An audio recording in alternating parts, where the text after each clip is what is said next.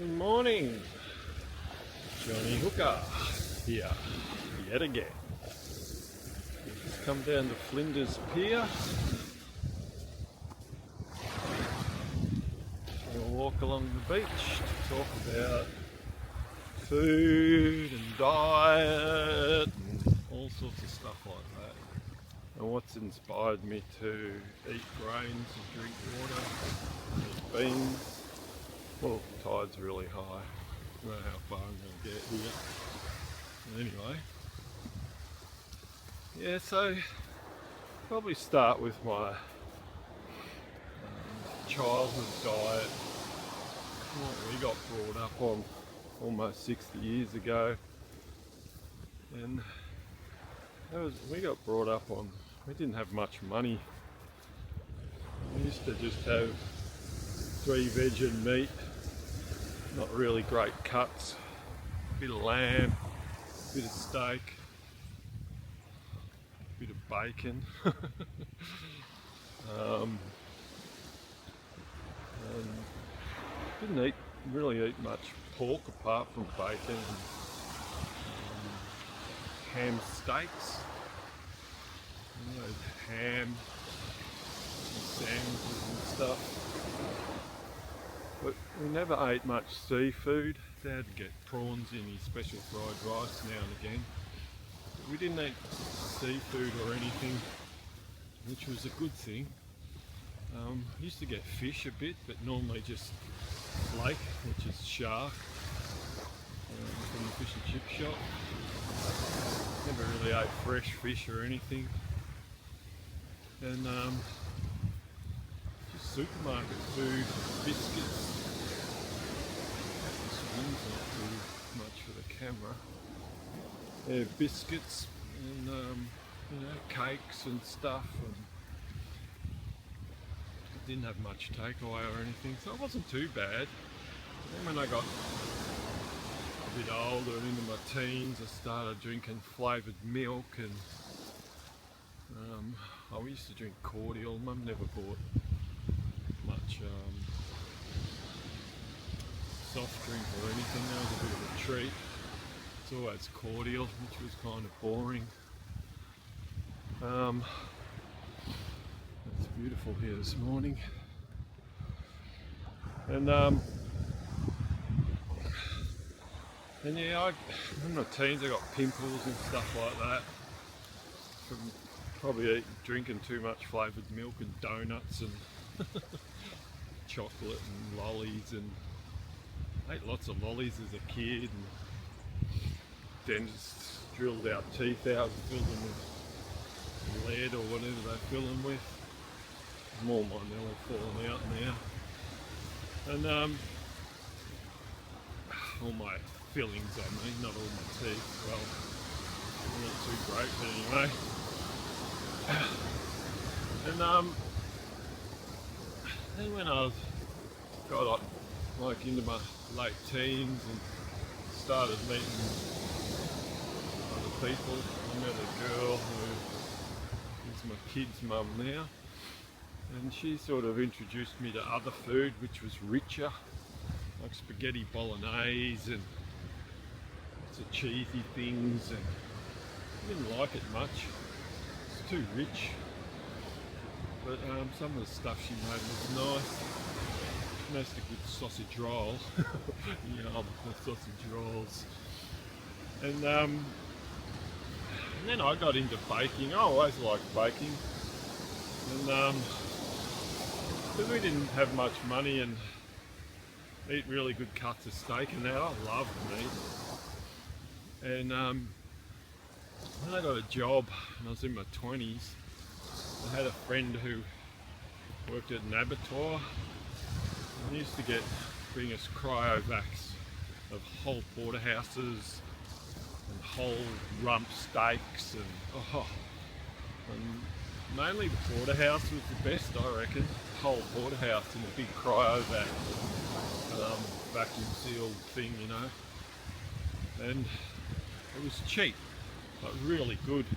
And he taught us how to age it in the fridge in the vac, and it had to like swell up. You had to have it with the fat on the top or something, I can't remember now, and leave it in the fridge for like 2 weeks till it sort of swelled up a bit. And then you could cut it up after it's done its swelly thing. You could cut it up and put it in the freezer and take it out of the freezer straight onto the fry pan, cook it one side half through and the other side half through, and no kidding, it was like eating cake. It was the most best steak, and he taught me all this. And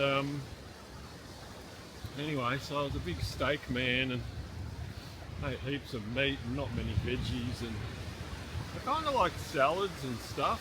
I used to love a salad roll and curried egg and cheese on it. Oh yeah, and stuff like that. I mean, never really ate much takeaway still though, because it seemed too expensive back then.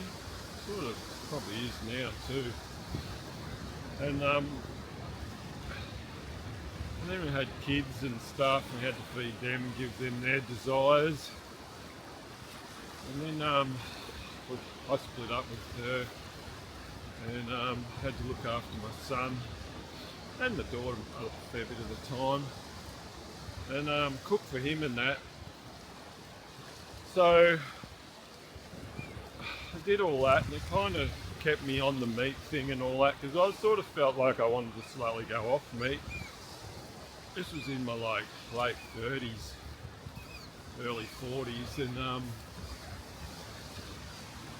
so I just cut meat down a bit and only bought, you know, I fillet and just had a little bit. And we ate a lot of chicken and a lot of fish. We lived on the Gold Coast for a long time and knew all the best fish and chip shops, and they used to have fresh, beautiful, fresh snapper, and you'd buy it by the weight and they'd cook it, and we'd have these beautiful, big, thick snapper steaks cooked to perfection, fresh out of the ocean with a few chips, and that was so good. But over time, when my son grew up and had to leave him, I was on my own. Kind of made me realise that I was on my own for the very first time in my entire life. I lived on my own, I had no dependents, and pretty good thing. You know, you get to really know who the hell you are. There's no other influence around you. You can do what you want. You don't have to cater for anyone else, just but yourself. So when I found myself on my own, I started going off meat and everything all together, and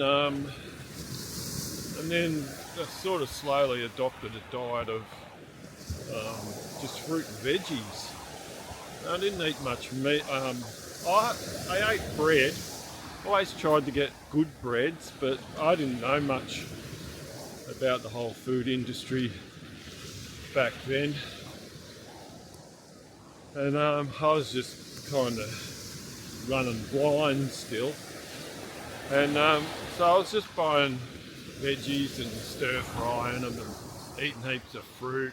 Every week I'd go down and buy my week's worth of fruit and veg, and just make stews. In winter I'd make soups and stews, and I had a fair bit of rice and stuff,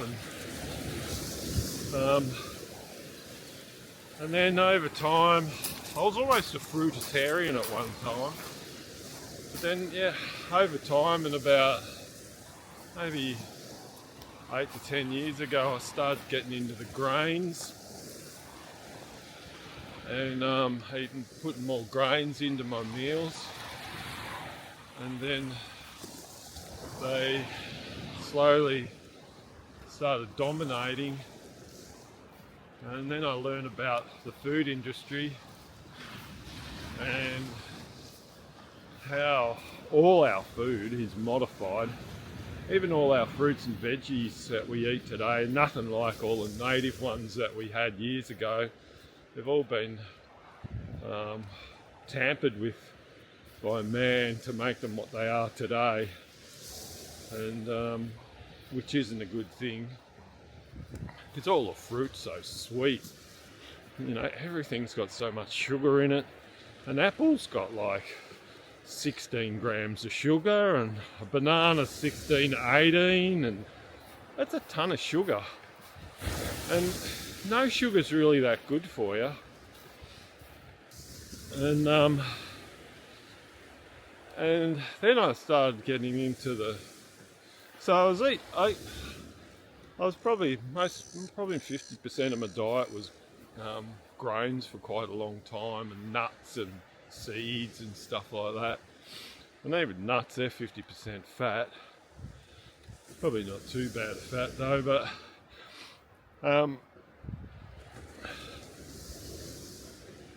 yeah. Now that I'm on a whole grain diet, pretty much 99.9%, except for when I fall off the cart and eat something else.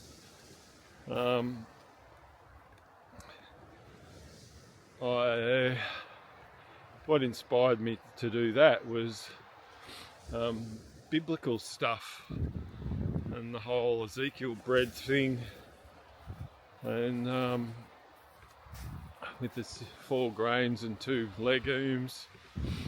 And even Daniel, there's a story in the Bible of Daniel that he didn't want to defile himself with the king's foods, and said, just feed me pulse, which they interpret in the Bible to be vegetables, but I interpret to be grains and lentils and beans, which are pulse, and to drink water. And he was like, you know, the fairest in the land and knew everything and had an excellent spirit and all this sort of stuff. So I thought, that sounds like a pretty good thing to adopt. So I kind of adopted that, and there's a lot of other, like the whole Bible's full of stories about grains and wheat and barley and millet and all stuff like that. The other thing the Bible has to say about food is, in the law, you're not supposed to eat certain foods, and you can eat certain other foods. And if you look into that and study that, you'll find that all the foods, like even shellfish and stuff, they're all cleaners of the ocean. It says don't eat anything out of the ocean unless it's got fins and scales. And all the shellfish and everything, that other things that you eat, a few nice little waves out the back there, and all the other things you eat out of the ocean that haven't got fins and scales, they're all filters. They're all bottom eaters. They all eat the crap. And they're all toxic. And like I've known mussel farmers and stuff like that, and before they sell anything, they have to have toxicity tests. And if it's too toxic, they're not allowed to sell it. So like crayfish and abalone and mussels and scallops and, you know, all that stuff, any shellfish, they're actually toxic. And it's the same with the animals kingdom. It says you're only allowed to eat things with a split hoof and that chews the cud. And those things, any toxins they'll eat, their body removes them and they'll, you know, disperse them out the other end. Whereas pigs and other things like rabbit and stuff that doesn't have the cloven hoof and and chew the cud, their bodies hang on to their toxins. So when you're eating the flesh, you're eating toxins as well, not like the clean foods. So the New Testament says it doesn't matter what you eat. I think that's been tampered with. Because it says it doesn't matter what you eat because you poop it out anyway, but it does matter what you eat because the toxins build up in your body. And then I believe this is, well, I pretty much know this by other tests and my own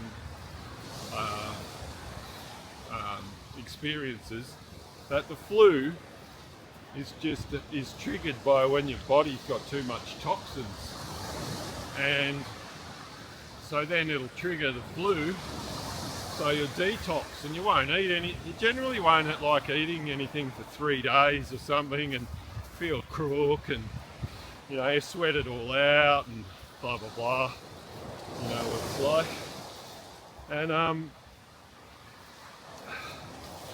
And there's another thing in the Bible that says about fasting, which I practiced a fair bit. I'm getting off the track here, but it's still on this track in a way.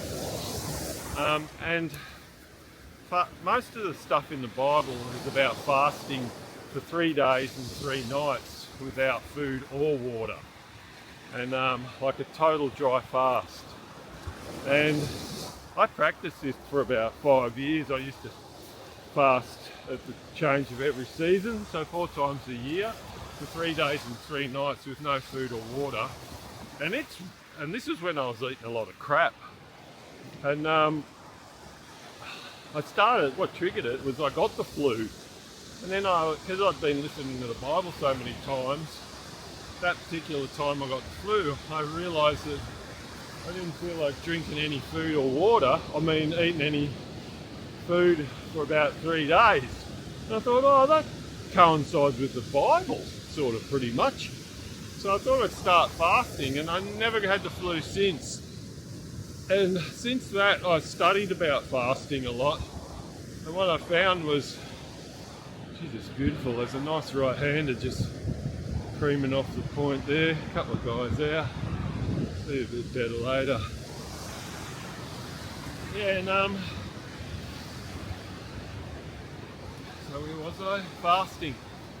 Yeah, and so what it does after me studying it, after 3 days and 3 nights, it regenerates the whole body and the whole immune system. Because you think about what your body does, and it's always digesting, which takes up a ton of energy. So when you don't eat or drink for 3 days and 3 nights, your body gets a rest from digesting, because it's just digesting 24/7. And it gets a chance to regenerate your whole immune system, apparently. I can't see inside myself and know, but a lot of stuff I read about it, and scientists and stuff, that real scientists, not pseudoscience crap. Yeah, that's what they were saying. And when you do fast for that long, for the first few times I tried it, I failed, and that took me a while to be able to do it, or 3 or 4 goes. And but you get it's like you're on speed. You get really clear, your head's clear, everything's so clear, you've got plenty of energy, you don't run out of energy. There's a time, because Jesus fasted for 40 days and 40 nights, and so did, I don't know, some other Bible character, I can't remember, did too. And it might have been Moses, on the hill. And so I tried it. I got 21 days in, and in 21 days I only drank about half a litre of water, or not even, 250 mils of water, and three times I had half a banana, and I looked like a prisoner of war. I think I was only about 52 kilos or something like that. I can't remember now, it's a long time ago. This was about 9 years ago. And or 8 years ago, 9 years ago. And there's a whole nother story that happened to me after that, but I might say that in another video. People thought I was crazy, and I probably was. But just now I'll tell you a little bit about it. On about the 20th day of doing it, it was summer here, and it was like 40-degree day. And I had to go to work. I was working and everything, but I really did look like a prisoner of war. I was skinny as crap. And there was this horse arena, and I had to do the irrigation on it. And I had to hand dig it and backfill it all by myself. And I'd already hand dug it and everything. And this is like 60 meters long, so 120 meters plus another 120, 360 meters of trench, you know, like 600 millimeters deep on I think it is even 42 degrees. Now, I hadn't drunk or eaten, you know, a scrap hardly in 20 days, and I had to finish the irrigation, so I had to put it in and backfill it all in one day. And I was sort of, my mind was struggling with it, but my body could still do it. And I felt like I was getting inspired to do it. So I did it, and I couldn't believe it. Like, no one else, you know, that had been eating would probably really want to do it, because it was 42 degrees, stinking hot, sun was out. I had to do it all by hand because it was on a slope and you couldn't get machinery on it.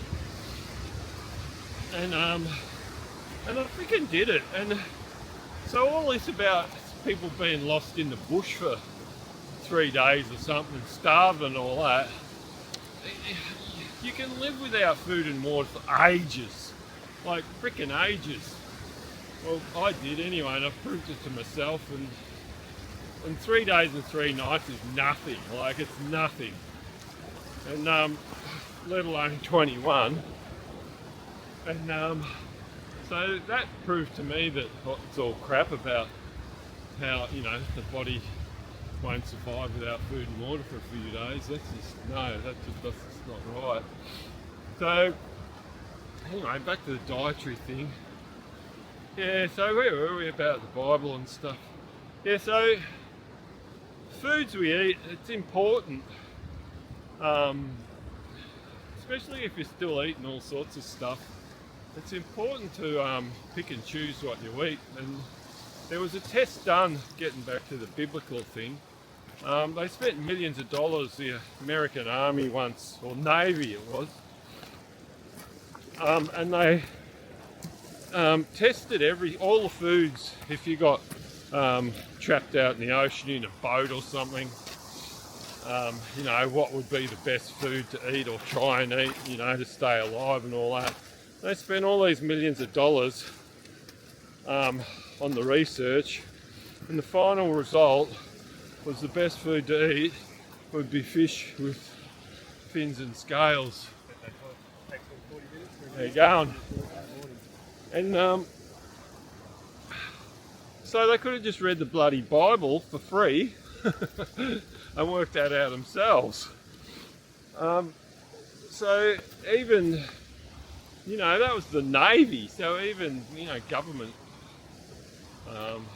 places have, you know, worked that out for themselves, and it's already been written in the Bible.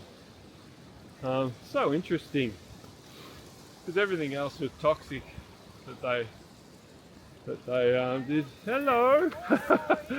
Hello. No, it's okay. It's okay. Dogs are funny. Have a good one. There. Yeah, so it's really interesting. Just a bit of dog action. And it's really interesting. And especially today, all our food in the supermarket, it's laced with soya, which is poison. Soybeans should never be eaten unless they've been fermented. And everything, you look at your labels, I don't know if it's just in Australia, but I'm sure it's everywhere else. But if you go to your supermarket and start looking at what you're actually eating, look at the labels, and I guarantee you that 80% of stuff in the supermarket, packaged stuff, at least 80% of packaged stuff in the supermarket has got soy product in it. Soy lecithin, soy this, soy that. And every baked good, like bakers, all the bakers flour and everything, it's all got a bunch of soy flour in it.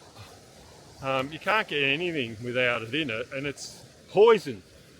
I think I said in the first video that when I was going through this, I was eating a lot of soy and I kept having dreams to drop it, and that's been one of the biggest inspirations for me to go down this grains path, because I had so many dreams of dropping certain foods and, you know, telling me not to eat stuff, and not straight away, but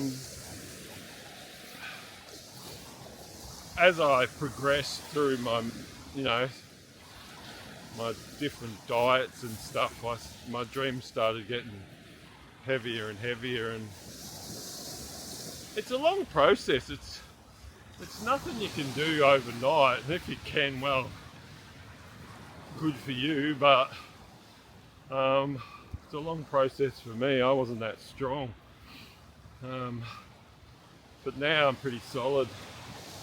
Not 100% solid, but probably 99% solid on my grains and stuff, and it just becomes easier and easier, and you just don't want to eat anything that you know isn't good for your body. And there's another spot in the Bible that says, you know, man like should be nourishing and taking care of his body, you know.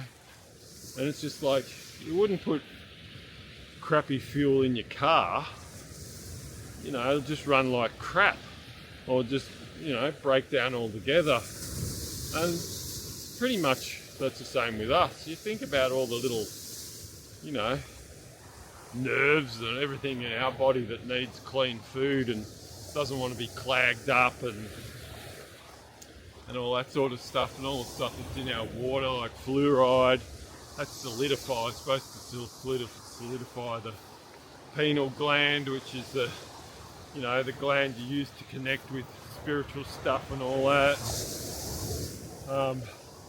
Everything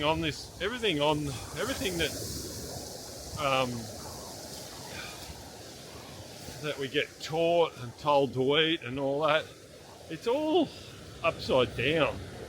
We've got to start turning things the right side up, and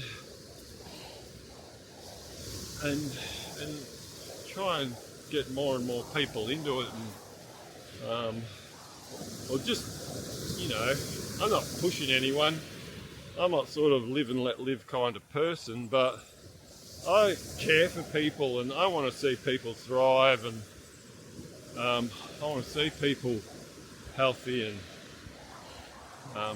eating good stuff, and not getting jibbed by all the lies and deceitful money-making people who I don't hate, because God made good and evil for the day of judgment. So, you know, you can't go hating on anyone. But, and live and let live's the best policy. I don't want to push anyone to do what I do or anything like that. But if they get inspired about what I'm doing, well, fantastic, because that's what's inspired me, from people doing it before me and telling about it. So that's just the way it goes, and how it should be, I reckon. And dang, I love this place. It's just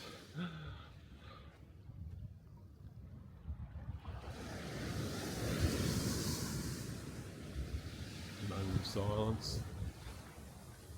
Moment of waves crashing. Yeah, it's just beautiful. So, just be mindful of what you're eating, and the whole sky's clear today. No crazy planes up there spraying us with crap.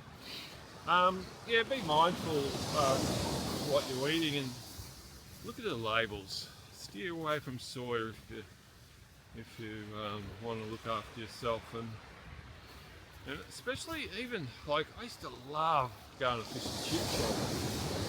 The oils that they cook it in these days. I mean, in the old days it was what is it? I don't know, some sort of animal fat. But now it's seed oil. It's so highly carcinogenic. I don't eat it anymore. And when I did eat it, I used to get, you know, stuff coming up on my skin and all sorts of things like that. Well, actually, I might carry on with the crazy stuff that happened to me when I was fasting for 21 days. Because it sort of ties in with a lot of health issues.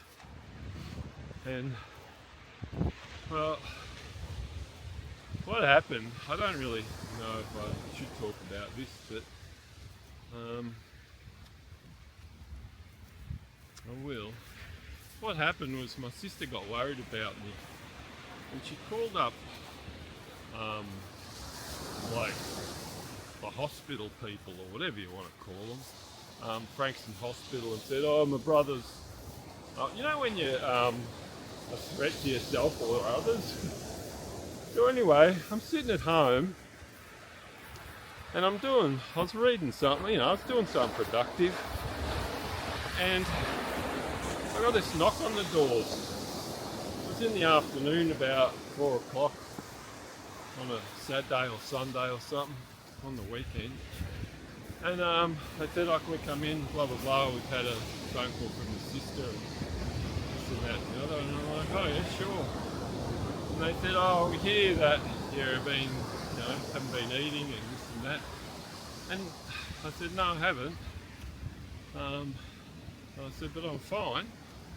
And they said, well, we're going to do an assessment and then we'll take off for a while and we'll come back and see you. So they did an assessment and they just asked me a bunch of questions, and I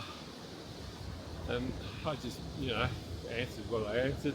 They actually said, dang, you seem fit and healthy and you seem like the happiest person I've ever seen. They both said the same thing. You seem so happy. And then anyway, so they took off and said, we'll be back in half an hour. Well, half an hour went by, and then an ambulance came down the driveway and knocked on the door, and they said, oh, we've got to take you to Frankston Hospital. And I said, oh, what for? And they said, oh, we're just going to do some tests. I said, no, I don't want to go. I don't, you know, and they said, well, the police will have to be involved if you don't come with us. So I'm like, what the frick? So I hopped in the frickin' Ambo. They took me down to Frankston Hospital, and I sat in casualty, in the waiting room in casualty for like 8 hours or more. It was like 11 o'clock PM by this time. And I said that there was like a security guard there, and I said, I'm going home. He goes, you ain't going anywhere, mate. And I said, why not? He goes, because you're bound for the psych ward. And I'm like, what? So they didn't even tell me, or, you know, I thought they were just going to do some sort of test and then bring me home. I could have had a pet, I could have had a child there, I could have had the heater on, I don't know, you know, I could have had all this stuff at home. They didn't let me take anything. I had no extra clothes, no nothing, you know. And then 1 o'clock in the morning came around and I got ushered into the psych ward, into a dark room with 4 other beds, which I didn't even know anyone, yeah, I couldn't see anyone. I didn't know what I was walking into. And I said, oh, you know, just go into that bed there and we'll see you in the morning. I'm like, freaking hell. So this is a whole full another story. So I get up in the morning and I'm like, I don't know about this place, you know, like there was a few pretty cool people there, but most of them weren't, you know, they were all full on drug addicts or alcoholics, or which I don't judge at all because I've kind of been one myself. And a lot of them were just nuts, and which I don't judge again because, you know, I haven't walked in their shoes, and I bet they're nuts because they've been, you know, dealt with by the medical system most of their life, which makes you a nut. And so I played the game. I wasn't allowed to leave or anything, and I played the game for that day. And then that night, I'm like, fuck, I don't want to stay here, excuse the language. I don't want to stay here. I'm getting out of here. And so I looked around for a way to get out, and it had like security and double doors and all sorts of stuff. And I went into the laundry because you had to wash your own clothes. And I went into the laundry, and there was this little manhole. Because I was so damn skinny, I worked out that I could fit through it. And so that night, I jumped up through there, and I could still have my phone in there, which was okay because I had a torch. I jumped up through there, and I thought, yeah, I'll just get out and then I'll just walk home, which was a long way.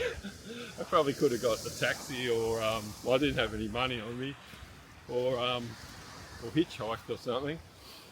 But anyway, so I got up in the roof and I'm looking around for somewhere to get out, but it was just so tightly sealed, and it was at night, so you couldn't see any light coming through anywhere else or anything. And all I had was a little phone torch. And then I'm creeping across some of the bedrooms in the psych ward, and I crept across these girls' room, and because I could hear them talking, and then I heard the roof started creaking. So they're like, look at their little waves out there. So they're like, there's someone in the roof, and they started yelling and screaming and carrying on, and then it was all on, you know. And they're up there, all the guards and everything came and told me to come down and blah blah blah. So I'm like, oh god, I'm screwed now. So it's just so funny when I think about it. It wasn't funny at the time. And then so I came back down, and then they put me straight, there's like a high security area. So they put me in there for 3 days. And I was with like, there was probably 5 other people in there. And I don't know if I should get into what happened in there, but oh my god, it was crazy in there. There's this guy, I won't mention names or anything, and there was this nice little Asian guy. You know, butter wouldn't melt in his mouth, and I don't know why he was in there, but he was really nice. Then there's this other guy in there who just jumped this Asian guy and beat him up, like really bad, and I'm like, oh my god, what's going to happen here? I don't want to get that sort of treatment. And this guy who beat this little Asian guy up, he ate and ate and ate, and he had one of those spew bags that you put down your front, and you know, like they do in a plane or something. I don't know, I haven't travelled much, but they're like a spew bag, you know. And he had one of them permanently there, and he just ate, and they fed him, and he'd bring, before I get onto that, they'd bring him like big bowls, like a kilo of like mixed lollies, you know, tube lollies, like snakes and jelly beans and all that stuff, and they'd feed him all these lollies and just keep feeding him, and then he'd spew it all up, and then he'd just keep eating. And they were just freely giving out drugs, and it was just, mate, I'm kind of glad I did go there, because to see what goes on in these places is not good. And anyway, he never hit on me or beat me up or anything. But at night, because there was big glass panels where all the big couple of guards and stuff, and where the office people were and that, and they kept a watch on this place 24/7, this particular area, and I could see the bedroom doors, and they had cameras in the rooms and everything. And he wouldn't go to sleep. He was constantly eating and just at those windows bagging the crap out of the guards, and it's kind of funny in a way, but because it wasn't a nice place. And I got sick of it, because I just wanted to go to bed. So I got up and told him to go to bed, and I just pointed at him, and in a real strong voice I said his name, and just go to bed. And he actually did. And I got like 4 hours of quiet for a while, and then I heard him up again at the windows bagging. So I thought, oh well, I've had enough. Then I kind of befriended him, and he wasn't a bad guy. So funny. So funny. He'd ring his dad.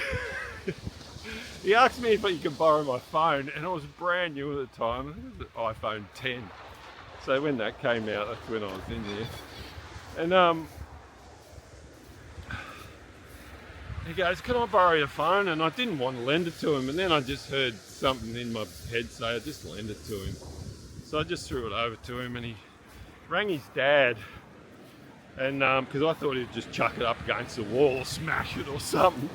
But then he rang his dad, and he said, oh, you've got to go to Macca's and buy this and this and this. Oh, I can't remember what he ordered, but a whole bunch of food. And get a large, thick shake, and then go to the smoke shop and get those cigars that come in a cylinder. And they have these plastic cylinders that they go in. And he said, then put them in the cylinder, stick them in the thick shake, and bring them all in like one meal. So his dad does it, and he's sitting out in the yard smoking or in the toilet maybe, I think it was, smoking cigars. And there was like marijuana, there's people smoking marijuana in there. Some of the inmates were having sex. I mean, this wasn't in the high security, the marijuana and the sex bit, but it was in the high security where he got the cigars and stuff. And anyway, I was in there for 3 days and ended up making friends with this crazy guy, and it was quite interesting. And then I got put back into the normal facility where they wanted to give me drugs, and I didn't want to take them. And they said, if you don't take them, you'll never get out of here. And I still wasn't eating much at the time. I was still trying to only sip and drink a bit of water and eat the odd banana or whatever. And then anyway, after a few more days in the normal facility, I'd had their bloody drugs that they watched me eat. And within 2 or 3 days, I couldn't walk anywhere. Like, I'd walk maybe 20 metres, and it felt like I had Besser bricks, literal Besser bricks, which are big, heavy, like bricks, tied to my feet. And then I'd walk 20 metres and then I'd have to sit down. And I was like, what the hell is going on? This must be something to do with the drugs. And all the food in there too, it's just full of sodium, and it's just crappy food. And that's all you can eat if you haven't got anyone bringing you anything. Luckily my daughter brought me in some of my normal food at the time, which was, you know, oats and nuts and seeds and stuff like that. And so I had that every morning, but I was eating, like, I was so bored in there and couldn't do anything creative or anything. I mean, there was a guitar in there, but no tuner, and I'm not good at tuning without a tuner. And yeah, so I realised it was the drugs, and I'm like, so after a couple of days of me taking them, they just let me take them by myself. So I just pretended to take them, then I spit them out, and then that feeling went away, the heavy foot feeling, and I could walk again and all that. And then I started eating, and I was eating like I ate and ate and ate and ate, and I was eating, like 12 slices of toast in the morning, and I was just eating because I was like bored, and anyway, I put on a bunch of weight then too, and my ankles swelled up, and 2 weeks I was in there, and then I finally got out, and they were like, you got to stay on this medication. And I'm like, oh, doubt it.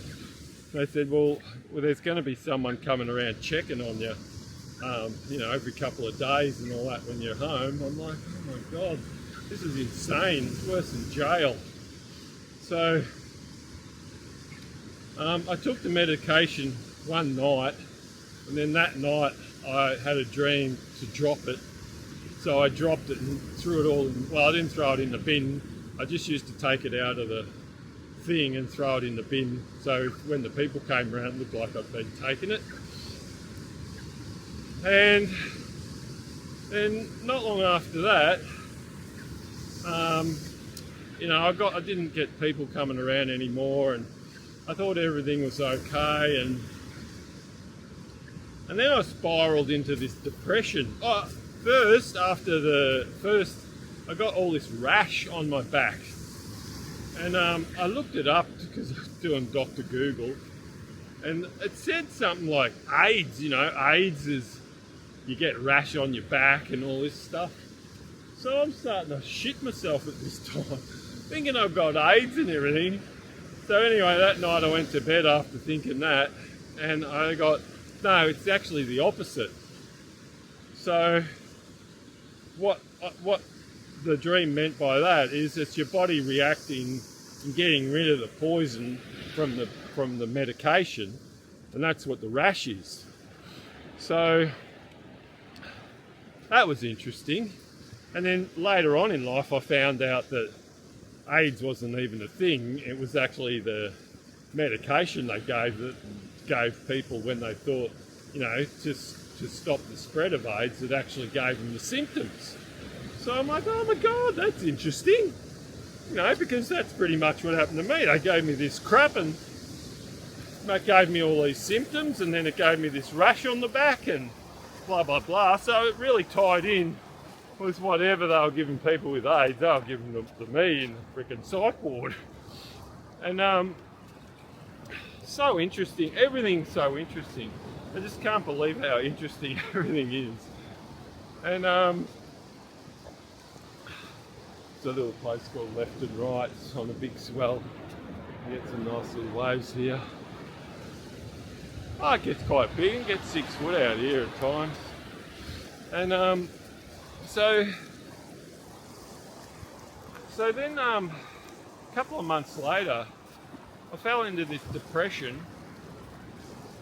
and I reckon it was from the drugs as well, because after researching all the drugs that I'd taken and that, one of the main side effects is says can cause depression.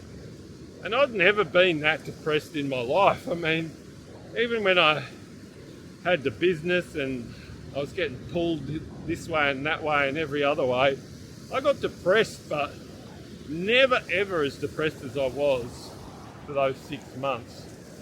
And then I don't know what happened, but somehow because I had to go on, after they came visiting, you had to go and check in, kind of like parole, once a month. I had to go to Rosebud Hospital, and I was depressed then, and they picked up on it, and then they put me back in the frickin' psych ward for 2 weeks. And again, like without sort of telling me or anything like that. And it was totally different this time, because the last time I was in there, I was on a high. I was like buzzing off my nut, and happy as hell. And everyone else was in there at the time. It was quite strange actually, because everyone in there at the time were quite seemed to be rather happy and motivated as well. I wouldn't say everyone, but quite a few people, like probably 40%. So I got on with a whole bunch of people in there the first time, and it was pretty cool.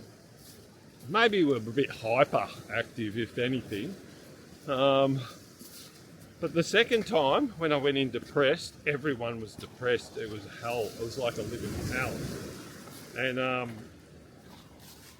And oh, sorry, I'm just trying to move the thing around. These things have come undone. Yeah, and it was, and honestly, people just demand drugs at the counter, at the windows, and they just hand them over. Like, they hand them over like they're lollies, and people just become so dependent on them. And the people I saw when I was in there the first time, I kind of, pretty good with faces and everything. When I went in the second time, there was so many of the same people in there again. And some of them pretty much live in there because they get dependent on all the drugs, and they're caught up in the system that much that they just end up going around in a circle and just keep on being in there, And the first time I went in there, a lot of the people in there were saying, "What are you doing in here? You don't seem like you should be in here." And I'm like, "I know, but anyway, I'm here." And yeah, it was just a trip. And I kind of had a bit of resentment against my sister at the time, because far out, it wasn't a very nice experience. But in looking back, I kind of, do like the fact that I did happen, and because I learned so much about that system, and I never want to go back to that system again. So yeah, just an interesting point. Morning, how you going? Good, thanks. Yeah, so just life just keeps throwing up interesting stuff, and no matter what happens in your life, if you can see the positive points and always be positive about your experiences, and I'm not telling you what to do, but I don't like to blame anybody for anything that's happened to me, because I know that it seems like everything happens for a reason, and maybe it's it's all for the good. And if you can be positive about every experience and not just good experiences, well, it makes every experience good, doesn't it? So life ain't that bad after all, even though sometimes we suffer, and we wouldn't know how good it was if we didn't suffer sometimes. We wouldn't know how beautiful it is on a sunny day like this if we had it all the time. So we have to have night and cloud and rain and all the rest of it to appreciate a beautiful day like today. And so it's the same with everything else. And yeah, so my diet's really taken me for plenty of travels, and lots of journeys into places I never thought I'd be, and all sorts of things. And yeah, when I pause, I'm just reflecting on all that's happened, and I haven't really talked about all this much. So talking about it now brings it all back. And yeah, I think my daughter, who's passed on now, when I was in that place, she used to bring me stuff and toothpaste and help me out and visit me and stuff like that. And yeah, just an interesting time. She was pretty much... Oh, my sister came. I was in there for Christmas. Can you believe that? Christmas. That was the first time I went in there. I was in there for Christmas. My sister and her family came in on Christmas Day.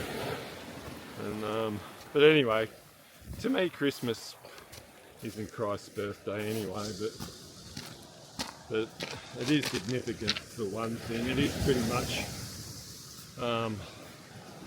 it's our summer, so it's like the longest day, and it's when, you know, the beginning of the dark winter sort of thing. So for me it really was.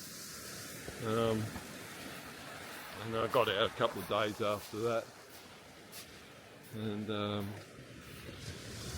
yeah, look at this.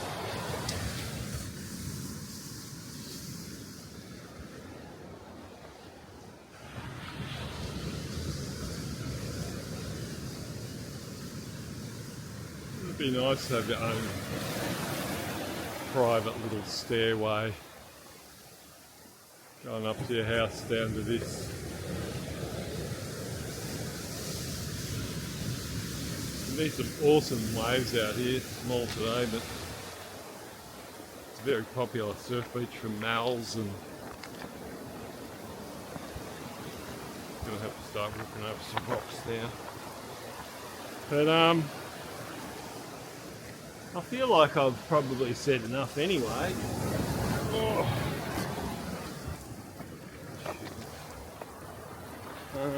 About food.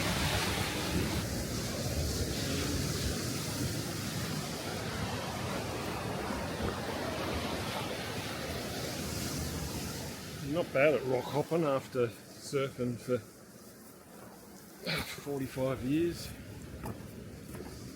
nearly 50 years. All these rocks around here, running over them, keen to go out the waves and just bolting over them. Yeah, so that's a bit of a intimate thing that I haven't really told anyone. None of my family ever asked me. Well, my sister I told, but all my extended family and stuff like that, no one really knows the real story. It's all hearsay crap that everyone else said, so no one ever asked me what happened. I've just isolated myself so much that, I mean, I've always had an open door, so if someone comes around, they welcome in and that, but no one ever really has much. I got one mate I'll blow off a bit because I just needed my space, but I kind of chat to him now and again now. But otherwise, I've been a real loner. But like I said, no one ever asked me what actually happened. Even my son doesn't really know what actually happened. And I did go off the rails a bit at one stage and have some pretty weird thoughts that someone was after me, and you know, a bunch of other crap. I don't really want to get into that, but it wasn't good on my part. I think I had gone off the rails a bit then. But that wasn't the reason for the cycle thing and everything. that was just all triggered by doing something, you know, fasting. And all that other stuff was a bit before that. Ooh, look at that.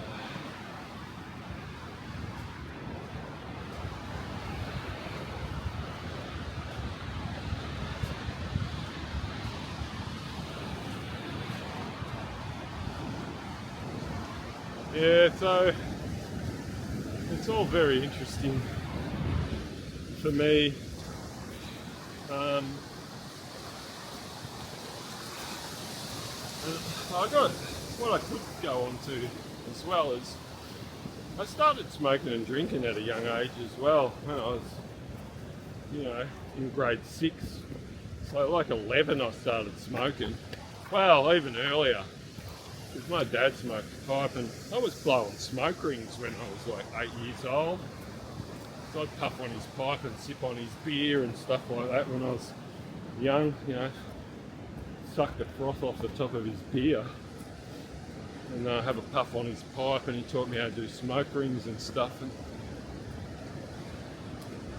so, yeah, and then, by the time I was 12 or 13, I was smoking rather regular and drinking rather regular. And then I found marijuana, I started smoking that. And that went on pretty heavily through my teens and right through my 20s. When I was in my teens, I couldn't do it all at once. I used to throw up if I was drinking and then smoke dope. But then once I got into my 20s, I got used to it all and I could just do it all in one go. So I'd smoke and I'd drink and I'd smoke marijuana all the time. I still functioned and still had jobs and, had a business in my 20s and a family and all that. But it takes its toll. And then when I did split up with my ex now, about nearly 30 years ago, well it would be nearly 30 years ago,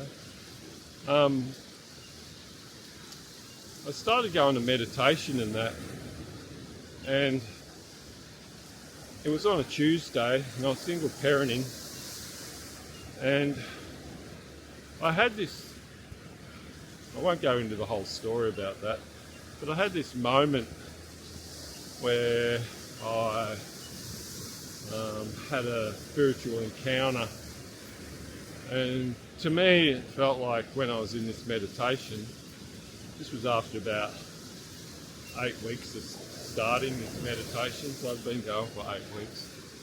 I had this like Jesus encounter, and I didn't want to tell anyone. After our meditations we had a talk about what we felt and all that. And I felt like an idiot saying, I think I've just felt like Jesus in front of me. And anyway, I got the balls up to say it.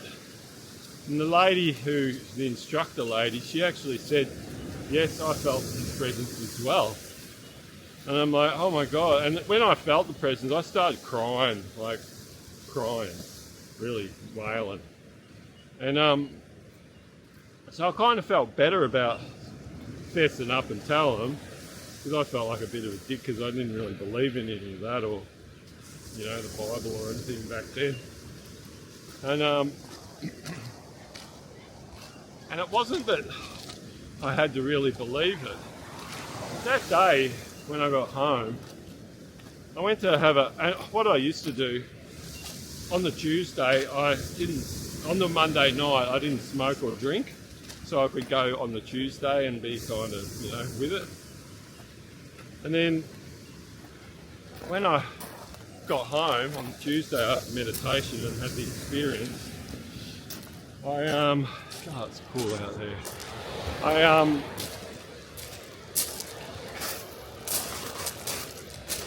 I went to grab a smoke and I lit it up and it tastes disgusting, like the very first cigarette, like a kid would taste.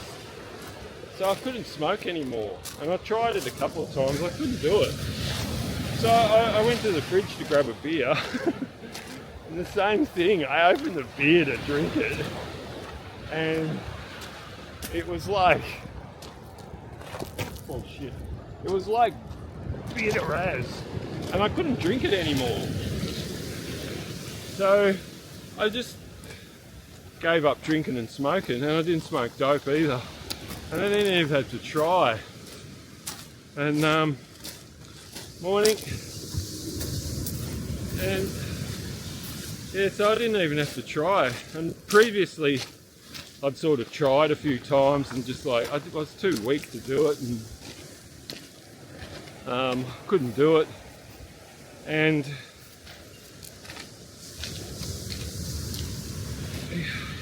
you know, after I have it, like I'd smoke a pipe and, or, you know, a bong marijuana, and I always feel regret after doing it. I'm like, oh, what did I do that for? And, you know, now I feel like shit and don't want to do anything and blah, blah, blah. Y'all know how it is. And, but anyway, I didn't even have to give it up. And it just fell away.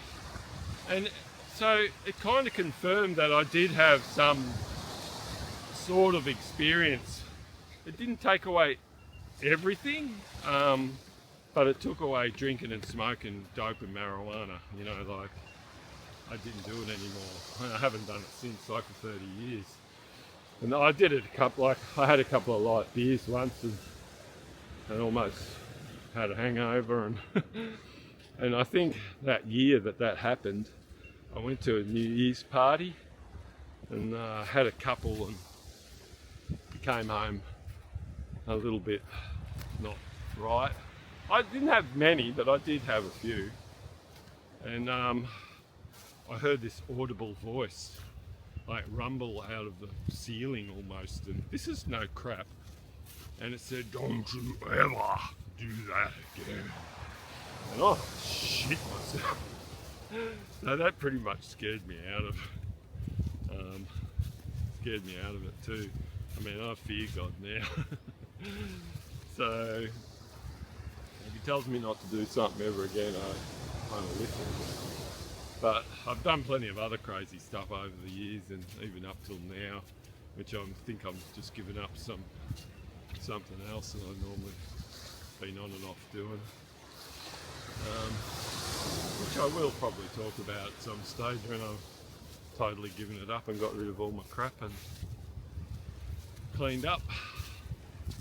But yeah, so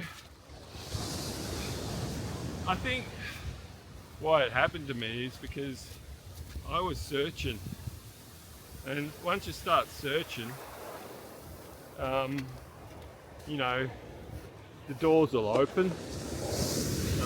Like Jesus says, knock and you know, the door will be open. And I was knocking and the door opened, and you know, all the stuff started happening,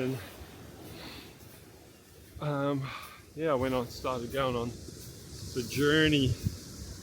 Geez, this seaweed's so thick. That's what I'm navigating at the moment. Some of it's soft and some of it's hard. You guys out there in the point surfing. Yeah, so,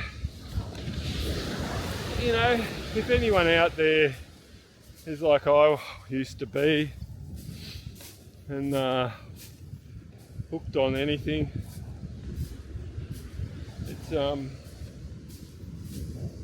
it's possible. Like, if you just start searching, because God says in the Old Testament somewhere, put it up on the video, it says something like, oh, now I've forgotten. It says something like, I just had it in my mind and now it's gone. I'll think of it.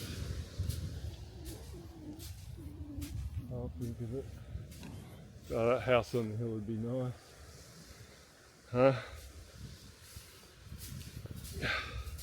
Then have to look after the property and everything as well, and have no time for doing stuff like this. Although I could just walk down here and do it, but that'd probably get a bit boring after a while. Same beach. So yeah, what did he say? Oh, he says I scan the earth for men who seek my voice or something like that.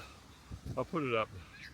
So he was scanning the earth and he saw me crying out and wanting to learn and stuff, so obviously he just popped down and cleared away some of my crap so I'd give up smoking and drinking. And it came at the perfect time too, because it was not long after I split up with my ex. I had to look after my son, so I had to be you know, a model dad. He was only 7, so he'd already had, you know, 7 years of living with, you know, dad who smoked and drank and you know, pretty toxic relationship with me and his mum and stuff like that. But at least when I gave up drinking and smoking, it sort of, you know, at least I feel a lot better about how I brought him up in those last years, because I realised a few things. I realised too, realise, so see, really, you know, think about that. Yeah, so one thing I learnt about this time as well was that if you're angry with somebody, then you're not really angry with them, you're angry with yourself. And they're reflecting something that you do within yourself. And I think I got this out of the Body is the Barometer of the Soul book, I think. And so every time I'd get angry with someone, especially him, I would stop and think, why is that making me angry? And then in a roundabout way, might not be directly, but in a roundabout way, he was doing stuff that I did. And so I'd get down on my knee at his level and say, instead of getting angry with him, say, thanks for showing me what I need to work on within myself. And I can't, in the 10 years that I've brought him up after that, 10, 11 years, I think I can only really remember getting angry with him once.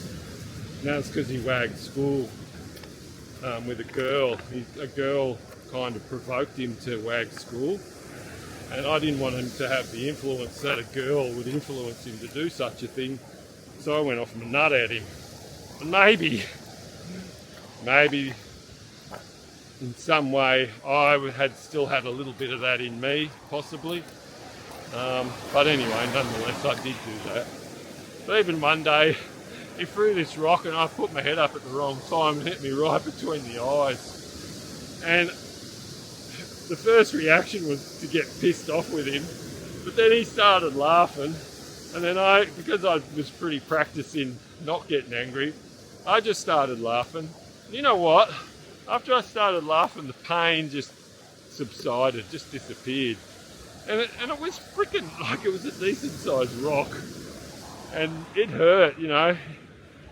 I don't know if it split skin, I can't remember, but it practically did, from what I can remember. It was a decent throw from a decent fair distance. And I just happened to pop my head up and cop it between the eyes, or just above, up here somewhere. And so I had pretty good control of my emotions with him anyway at the time, and it's the same. They're probably not as good as they used to be when I did meditate and that now, because at the time I had this real laid back attitude that, you know, don't get angry at slow drivers because everything's about timing, and if you get someone slow in front of it you can't overtake, well, you're not supposed to be there just yet, and all that kind of attitude, which is a really good attitude because you never get heated, and it's good for your body and good for your health. And I'm not that good now, like I hate slow drivers again now, but anyway, I've turned this corner just recently where I think I might mellow out a bit more again and settle down, and doing these videos where I can talk about things and be creative with making the videos and stuff is a good outlet instead of, you know, putting that energy into negative crap. Well, so-called negative crap. It probably is, but I think sometimes you just have to go through it. There's even stuff that I do when I'm, you know, that might be an abomination of God and that. He's still there, you know, guiding me, and he doesn't bugger off. He's still there. So, it doesn't matter what I do, he's always hanging around, and whatever that is guiding me, and I'm pretty happy about that. So, I don't know where I was really going with all that. I can't remember what I was talking about now. I've gone around in a circle.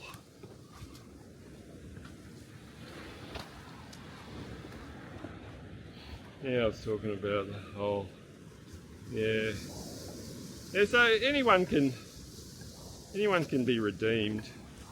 And he even says, like, if the sinner stops what he does, stops his sinning, or, you know, the person who does no good stops his no goodness, he will redeem him and, you know, take him in. But if the saint starts, you know, doing bad crap, then none of his good works will be remembered. So, you know, you can jump backwards and forwards, I suppose, but ultimately you don't want to for your own good, because I don't think God sees anything good about, well, he actually says it, you know, I get no pleasure out of seeing you screw your life up. So it's all about him helping you and just listening and getting back into contact with your inner self and the inner God. And people are so, you think God's within you, all this stuff, but yeah, I think he is. Well, that's what he tells us, so, and I believe it as well. Well, I don't just believe, I know it, I feel it all the time. Like even when I was working on a video last night, you know, there was a couple of spelling mistakes, and I was just about to publish this little bit, not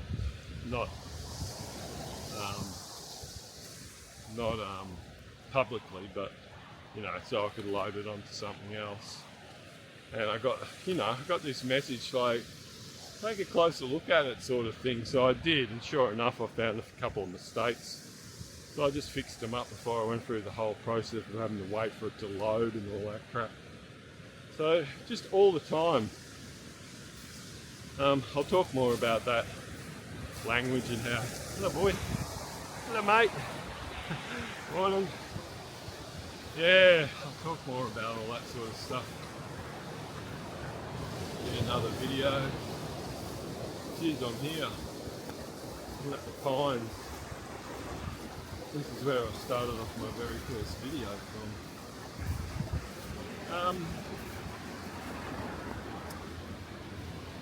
Yeah, it's just also such interesting stuff when you get into it and allow yourself, you know, to see beyond what is in, you know, well, up your ass really. Pull your head out and have a look around and see what's really out there. I mean, I haven't travelled much or anything, so in a way I've had my head up my ass, but I don't have the desire to travel. I'm more like want to travel, you know, want to know beyond, you know, within myself, travel within myself and journey into, there you go mate, journey into that unknown. And I find that far more rewarding than jumping on planes and airports and rushing and stress and all that kind of stuff. where you can just, you know, go within and find some peace and quiet and all those beautiful things that happens when you do go within and start looking at yourself and or within yourself. So yeah, might wrap it up there. I've got a long way to walk back. I don't know. I'll keep going. I might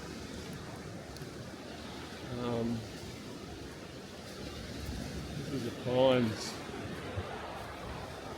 Shore and Beach.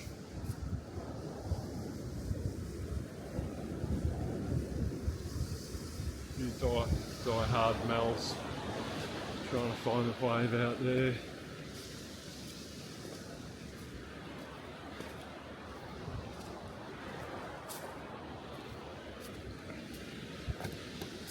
Yeah, I'll walk back. How long have we been recording? 80 minutes. God. Blimey, long video.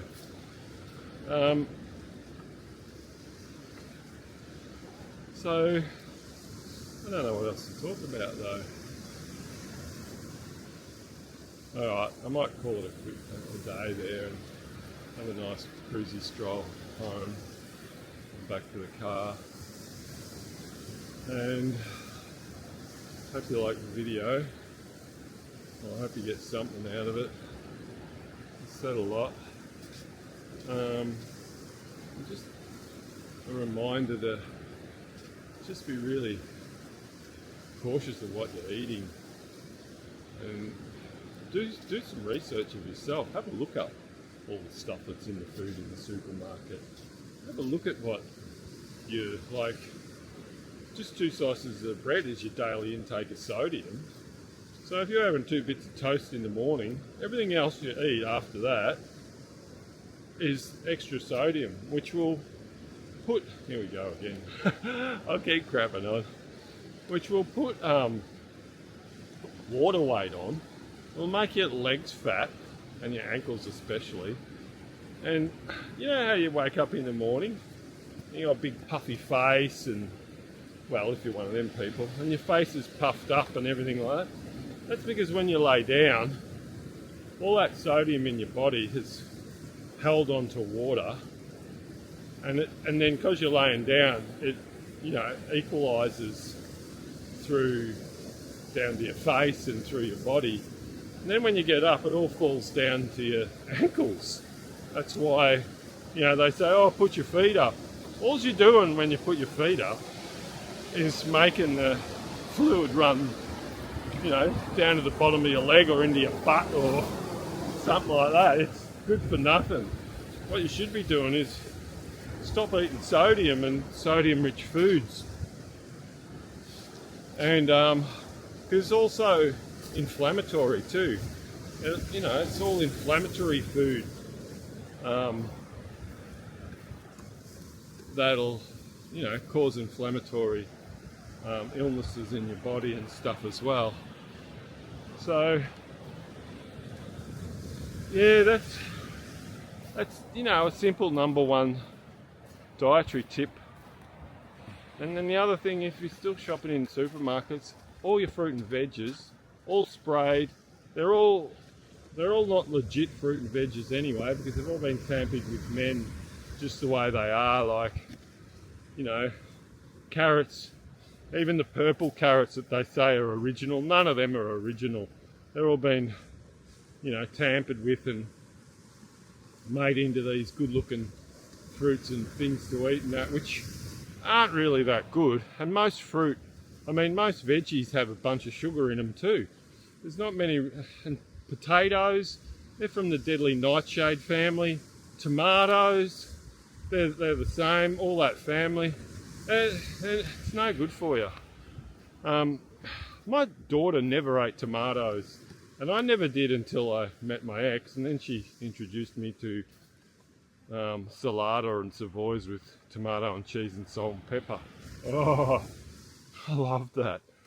But it had to be cold tomato and not sloppy tomato. It had to be kind of crisp tomato, yum. And anyway,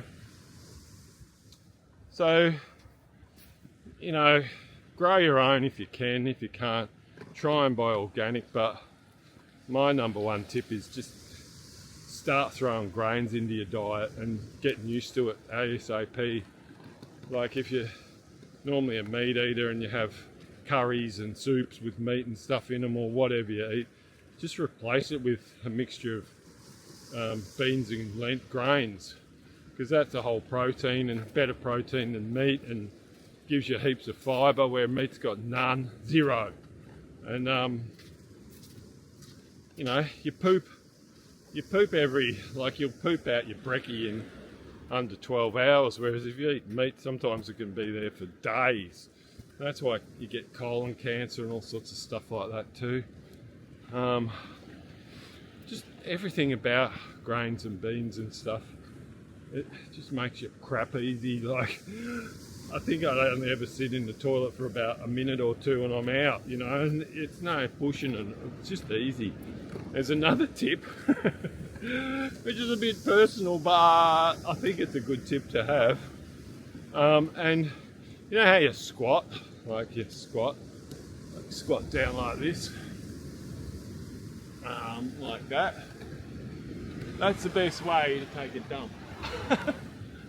Not sitting on the toilet. And like all the Afghanis and Pakistanis and all that, and a lot of other, you know, they all squat when they poop. That's how you should, and it's really good. Like, you get up in the morning to crap, and the first thing you do is, they call it, at the abbeys years ago, they used to call it ruin it, because there was a lot of, you know, Sri Lankans and Muslims and stuff that worked at the abbeys to make the kosher meat and all that kind of stuff. And they'd all squat on the toilet, and a lot of them would have crappy shit. And they'd, you know, it'd run everywhere, but mine doesn't do that when I squat. Mine just goes, most of the time does a swan dive down the S bend, and you don't even see it. But you get up in the morning, and when you squat, you're stretching out your whole spinal cord, and you know, it's really good to squat, because you do stretch out all those muscles and spine and all that sort of stuff. And I know older people who can't do it, and they envy you when you can squat. And so there's a lot of good positives about ruin it on the toilet. They call it ruin it because it's kind of like, when you're sitting like that, you kind of look like a kangaroo, and your poop is the tail.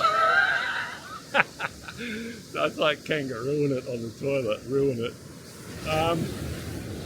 Yeah, it's just one of them crazy things, you know, you pick up. But that's the story behind that. So yeah, it's just and be mindful of. I can't remember once when I had the dream about the water. Like, if you haven't watched any of my other videos and watching this now, I really reckon you should drink distilled water. And I had this dream about seeing this bottle of distilled water on the shelf and taking it off the shelf. It had a blue and yellow label, and it's called Refresh. And anyway, I couldn't find it anywhere, and then I ended up finding it in the supermarket. I hated and never went in there, and that was the last resort, so I went in there, and there it was. And I'm getting warm. I'll take my beanie off. And so that night, I was still eating a bit of fruit then, and I had this dream that I took off a 3 kilo bag of apples, and they were all small, like these little apples, 3 kilo bag. So I went in search everywhere for these apples, and I used to go to this health food shop in Frankston that's not there anymore. Pardon me. And I went in there, and here's this 3 kilo bag of apples, and they were organic Tasmanian apples, and they were really small. Well, not really small, but just a small apple, kind of like those snow apples. But so I grabbed the bag, chucked them in the car, and I couldn't wait. On the way home, I had to try one. So I tried one, and it was the best. Well, it wasn't the best apple I'd ever had, but it was the best shop bought apple I've ever had, because I always work places where there's apple trees and fruit trees and stuff, and I've had some pretty damn good apples straight from the tree. But these were the best packaged apples I've ever had in my life. And I couldn't stop at one, and I ate 3. And that night I had a dream that I'd overindulged myself, and to try and show some restraint was the message. So after that, I only ate one at a time. And then not long after that, I kind of gave up fruit and stuff altogether. But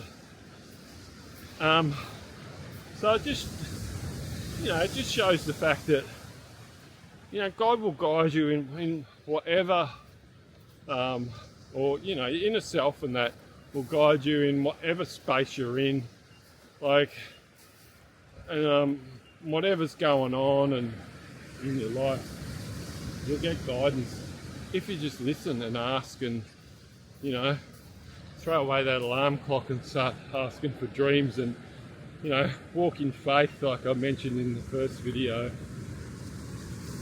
Just have more faith in yourself that you'll wake up, and have faith in that you'll get dreams, and just try not to let all the noise bother you, because like I said in the first video, that's what chokes the word of God, which is your dreams, which is another video.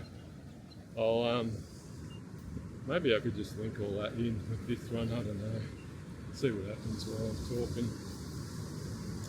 Yeah, with your dreams and stuff, and because that's the most important, dreams and analysing your health and all that kind of stuff. It's just a way to be, like I said in the first video, independent of so-called Medicare or Health Care, which I call it Health Care, because that's all it is. And well, probably help someone, but not for me, unless I get bitten by a shark or something crazy happens like that. I'll welcome in a surgeon. Yeah, so the whole dreams thing, I'm going to carry that on with this. I might make the video in 2 parts because it's going to be so long. But the whole dreams thing, there's so much. Dreams are, I didn't look that up, but even the word grain and that in the Bible, it's in the Bible, like references to grain and stuff, like, well over 100 times. And same with the Bible, the whole Bible. Got dream stories from front of the new to the old, the front of the old to the back of the new. So many dream stories, and there's a lot that people miss too. Like there's one where I can't remember names very well, but it's in the Old Testament where there's one of the prophets. And someone goes to him and says, "Oh, can you tell us what God says about this, this and this?" And he says, "Oh, tarry with me for a few days and I'll let you know." And the only reason he says, "I'll tarry with you a few days," is because he has to sleep on it and dream and get his words through his dreams, and then interpret it, and then give him their answers. And even like there's spots in the Bible where God says, I think I said a lot of this in my first video, but I'll say it now as well because there's plenty more to it. He says that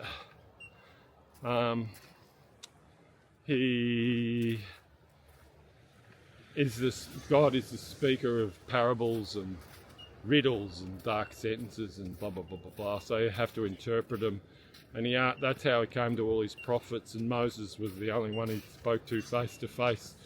So all the prophets and that all got their answers from God through dreams, and then they had to, then they'd interpret them and then give them to other people who asked them the question.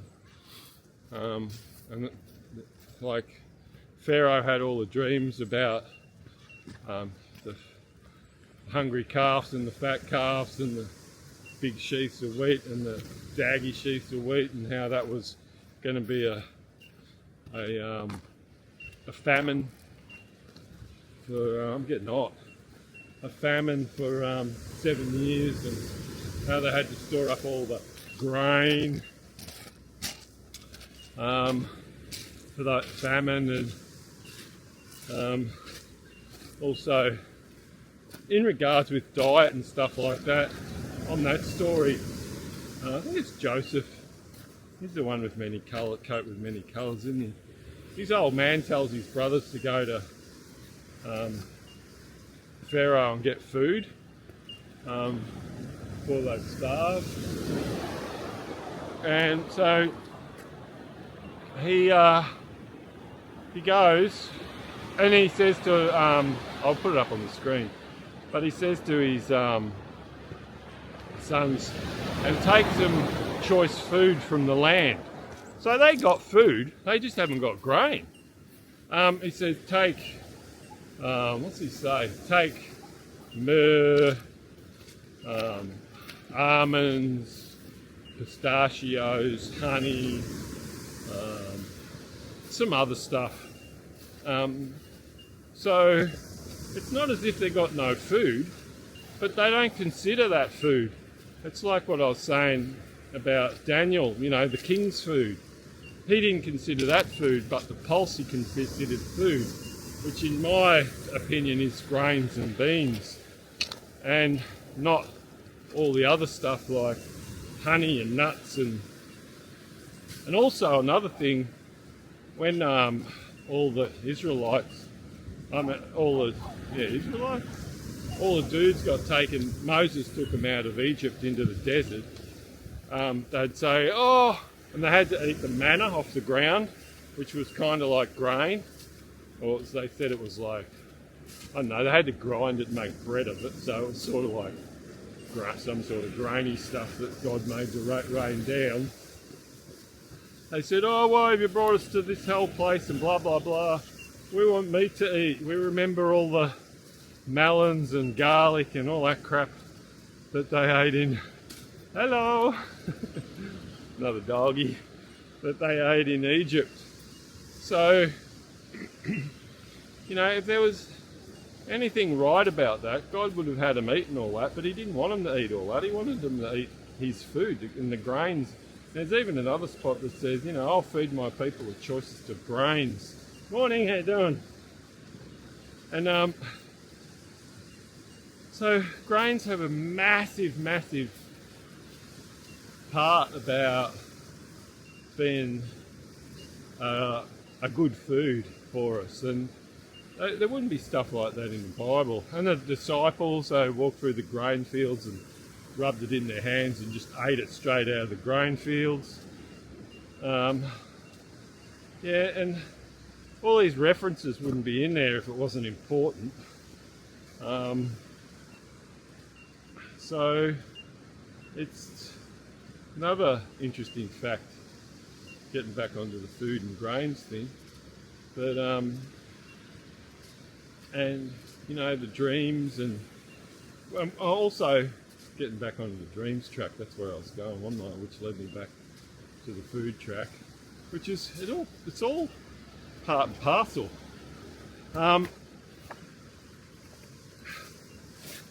With the dreams,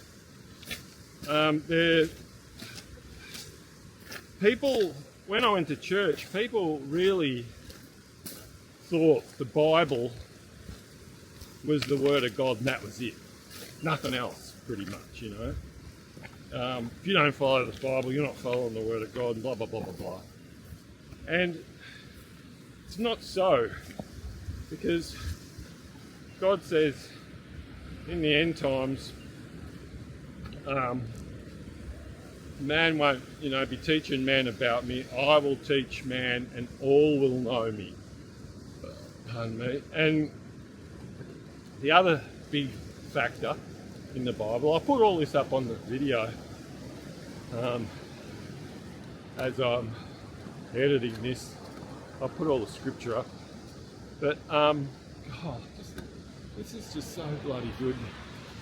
I love this place, and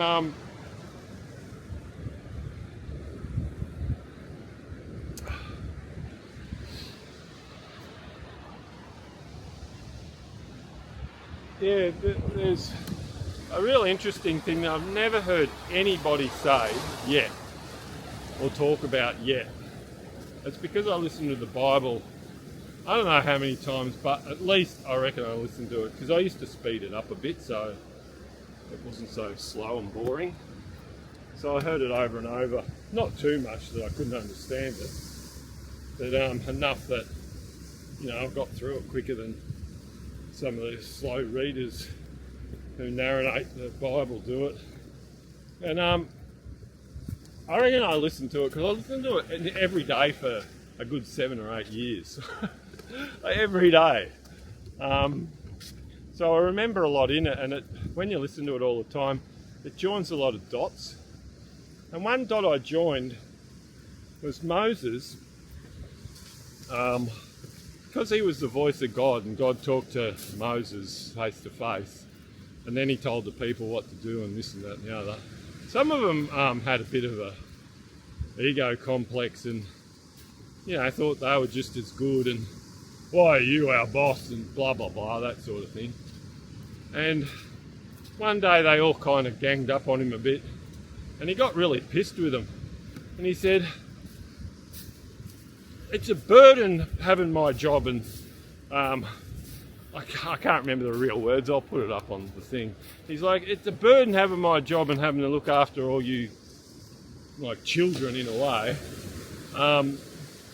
I wish God would put his spirit on all of you so you all could hear him. Because that would make his job a whole lot easier. So after reading that, there's a couple of scripts, and it's in the Old and the New Testament, that says, in the end days, God will put his spirit on all men. So Moses' wish came true, which it has, and God has put his spirit on all of us. Yeah, do we listen or take heed? I don't know. Some of us do, some of us don't. But I never did for a long time. Now I kind of try to. And it says, God will put his spirit on all men, and your mother and your daughter and your men will dream, and the young kids will prophesy, and blah blah blah. I'll put it on the screen, I can't remember the exact words. And so everyone will have his spirit, and everyone will be able to hear him. Maybe not face to face like Moses. Well, I heard that audio blooming, don't you ever do that again. That's like the only time I've really heard a full-on audible voice, or maybe a couple other brief times, but it's always in a dream, and I always have to work on an experience and meditate on his words. That's what meditating on his word means. And like I said before, that's the word of God. So your dreams are actually the word of God, and your sicknesses are a part of that, but your dreams mainly. And because what you don't catch in your dreams, if you're getting warned in your dreams and then you don't catch it and fix a problem, it'll manifest into the physical. This is what I haven't heard anyone talk about before, and I've just noticed it with my own experience. If I don't catch problems in my dream, it'll manifest into the physical, and something will happen in the physical. I'll get an ailment or something like that. And if you don't catch it in the ailment, then it probably manifests into the next vehicle embodiment, which might be a car accident or something else like that. because that's all we are. We're a vehicle with a spirit in it. Our spirit's in this vehicle, and a vehicle just sits there idle until you hop in it and do anything. And that's like with our body. And so getting back to the Moses and thing and his wish coming true, in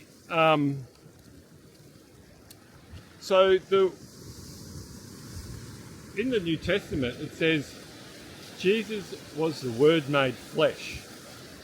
So God's Word, and like I said, God only came in parables and riddles, and you had to interpret it, right?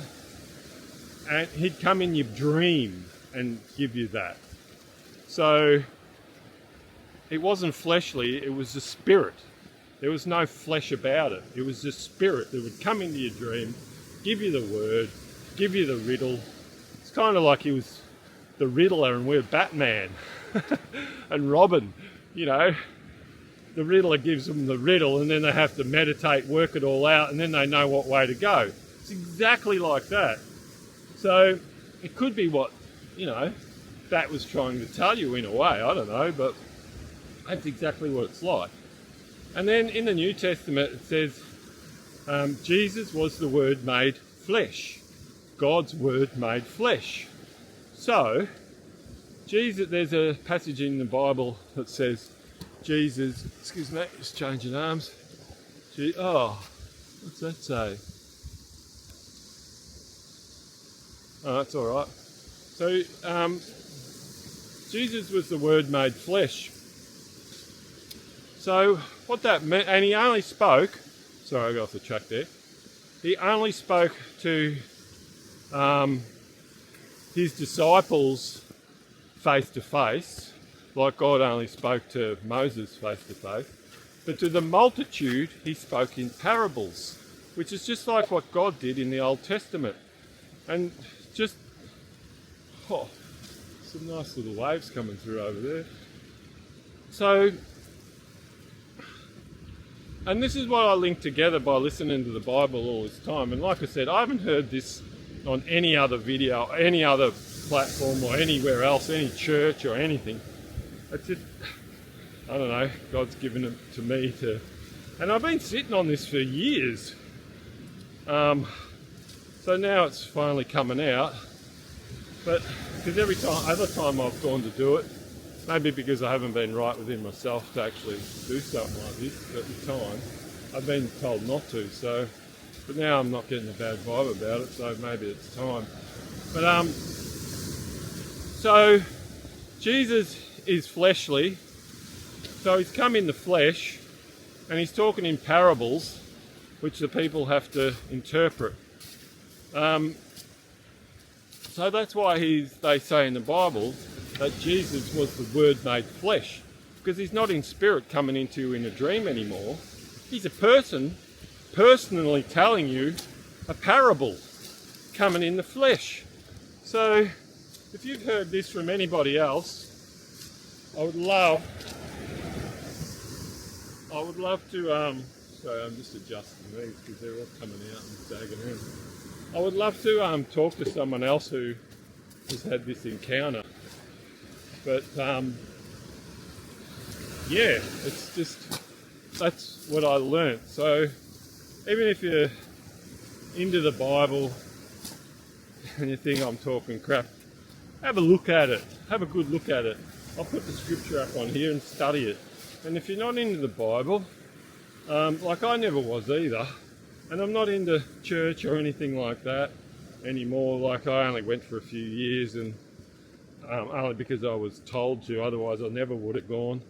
And I think it was only just to show me the corruption and the closeness of people that were in there. They wouldn't listen to anything like what I'm saying now, even though it's in the Bible and it's God's word, But anyway, that's just the way it was, and I've got nothing against them.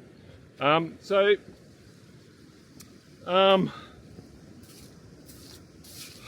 was I going with that? Now I've lost my train of thought again. So yeah, it's just it's just, oh, that's where I was going. And even if you're not into the Bible or not, it's not, you know, another thing, Jesus was anti-religious, if you can believe that. He was anti-religious. Like in the Bible, he bags out all the religious leaders, and well, he doesn't bag them out, he just like fronts them, you know, tells them what's real. And they don't listen to him. Then they kill him. And it's the same with anything on this earth. If it's good and it's truth, it gets squashed and killed. Pretty much anything. Like all good inventors get killed, all inventions get taken away. You know, just the same with Jesus. They get crucified, which, I don't know, maybe they go to a better place when they do die because they tried to give out the truth and died for it, or tried to make the world better and died for it. And I suppose maybe that'll happen to me too, I don't know, but anyway, that's why I kind of went off the rails last time, because I was doing all this stuff and I thought I was going to die. So I kind of rebelled and didn't do it anymore for a while, for a long time, and I just played guitar and kept my head down. But now I've popped it back up again, so we'll see what happens. And yeah, so like I was saying, if you're not into the Bible or any of that, that's okay. But just remember that if you have a dream, if you've dreamt, then know that is your inner guide and God trying to hustle you and, you know, and guide you. And I'm sure most of you dream, because the only people who don't dream are people who are so preoccupied with money and you know, stuff like that, that they won't dream, because like Jesus says, the cares of the world and the, you know, worrying about money and crap chokes the word and stops you from dreaming. Because I know people who I talk to, they said, oh, I don't dream. I'm like, well, what do you got going on in your life? You've got such a busy head. And they're like, yeah. I'm like, well, that's why you don't dream. Yeah, so just know that, you know that someone's there if you've had a dream, because, and acknowledge it. I've got a song. I play guitar and write songs, and I've only just kind of got almost good enough to probably maybe put some on video or something, but I've got a song about it. Don't just blow up your dreams thinking they're a load of crap. They're God's way of speaking to you while you're taking a nap. I won't sing it all now. But yeah, so just know that if you're dreaming, you're in the club, and start acting as if you're in the club, and start listening to the club leader. If you want to, you know, you don't have to, but if you want to get some guidance and, you know, change your life and turn it around, just start listening and start. I'll tell you what's really good. So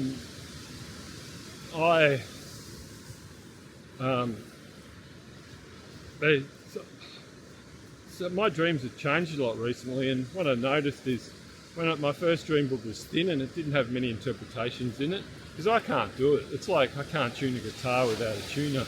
I can't interpret my dreams. Well, I know a lot now after doing it for 30 years, but they still throw me, you know. It's like, what the hell does that mean, you know? And then I got big, this was before internet, and I got bigger dream interpretation books and stuff, which helped a lot.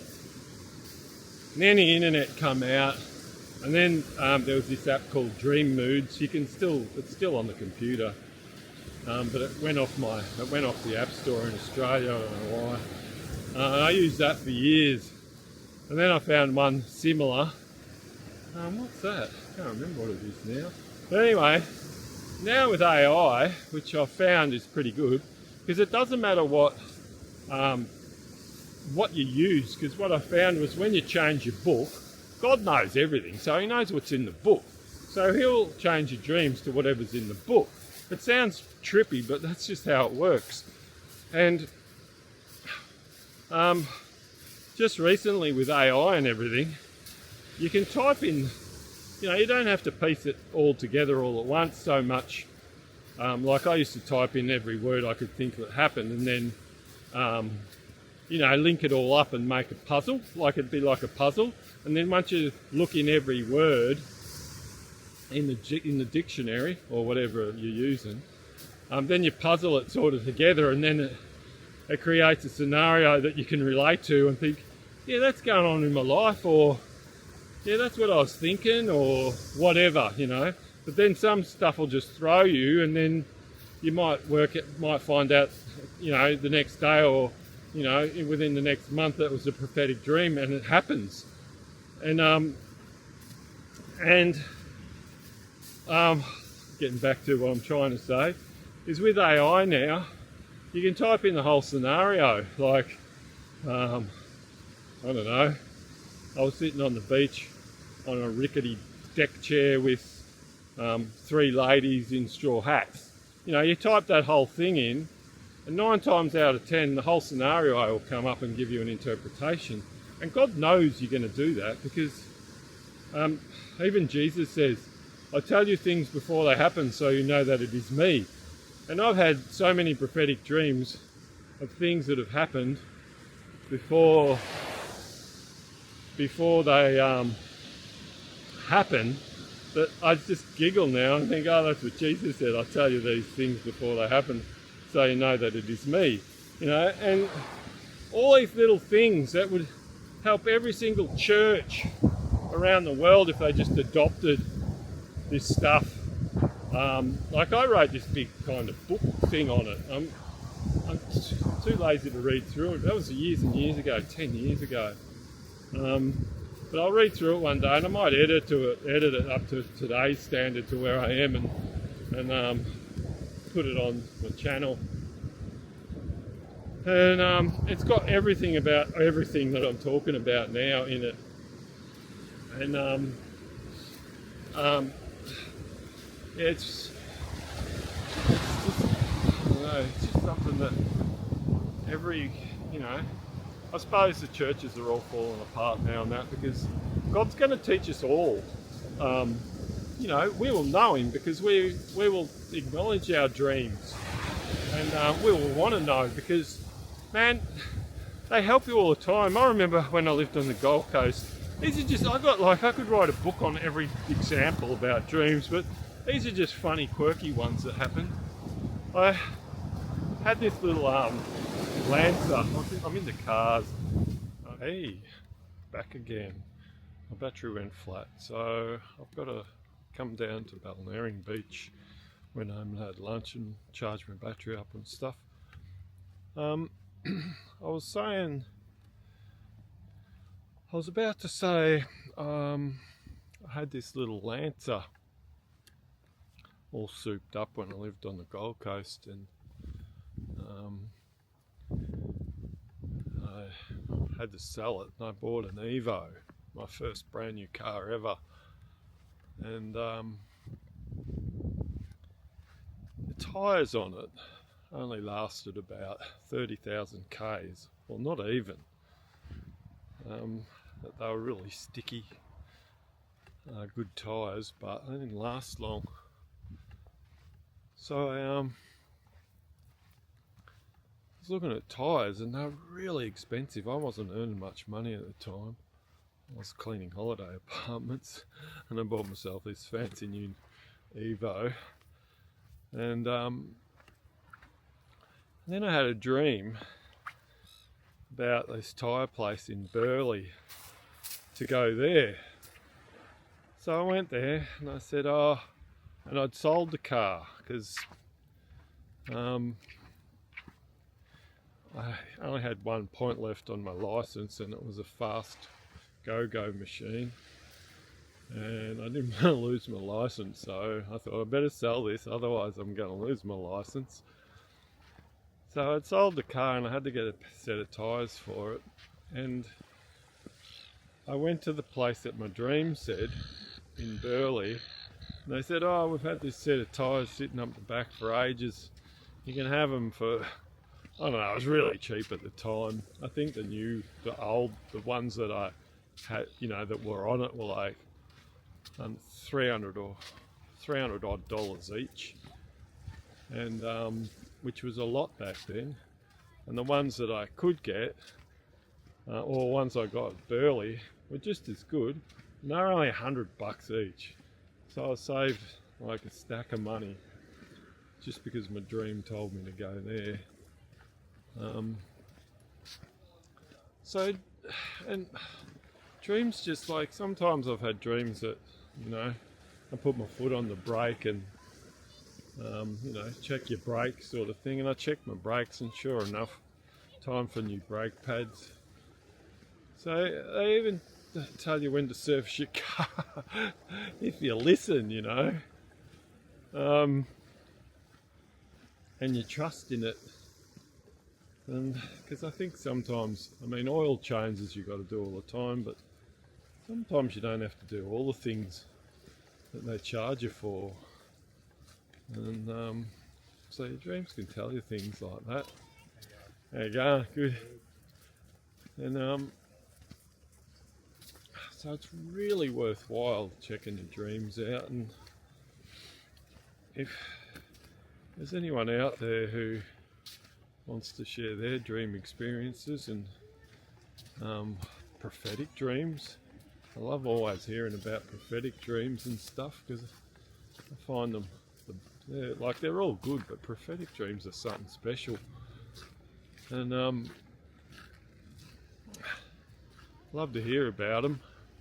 So flick me an email, and I'll mention them on my videos if you want. I won't mention names or anything if you don't want. It's just good to hear other people's experiences. I mean, I've heard quite a few experiences on other videos that I've watched and that. But I don't think there's really that much out there of people talking about this sort of thing. So I just want to get happening with it, because it's something that I do all the time. And a few people I work with, I got them into it. Now they check their dreams out all the time, and they're helping them, and it's just a good thing to do. I think that's, you know, it's just what we all got to be doing at some stage or another. And if we all did that, the world would be a better place. And I think the world's the way it is now is because we don't do that, and we've just let the powers that be run all over us. Actually, there's a spot in the Bible, I can't remember it, I'll have to look it up and I'll put it up on the screen, but there's this mob that God tells his people they got to kill them all or they'll be a thorn in their side forever. And I think that's what is the powers that be right now. It's a residual of them not killing them all, because they didn't kill them all. I think it's the residual left over that is the thorn in our side now, because all we just want to be peaceful people. And they're out to destroy the world. So, and destroy all of us. So it's pretty interesting when you look at it all. So anyway, it's probably only going to be a short end to it, because I just had to finish off because it finished abruptly. I thought I'd go home and charge the batteries and come back down the beach somewhere and finish up. And then go and do some editing or something. But I love coming down here on the weekends and walking along the beach and chatting. It's really cool. So I think I'll leave it there, and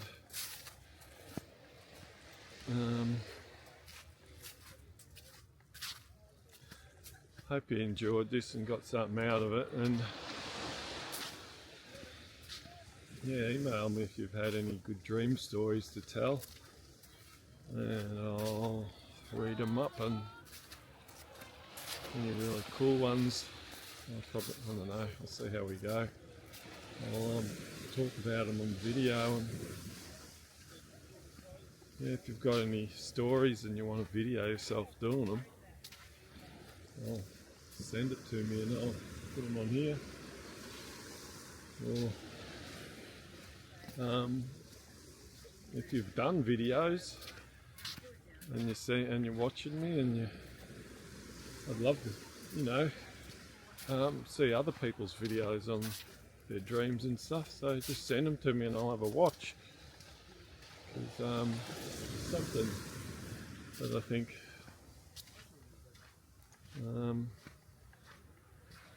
yeah, I'm saying arm a lot. Leg, head, yeah, arm. I think that's important for, I don't know, to talk about and get it happening. Anyway, I'm going to leave it there because I'm saying arm too much, so I haven't got much else to say. I think I've run out of steam. So, have a great time until I see you next. And thanks for watching. Take it easy.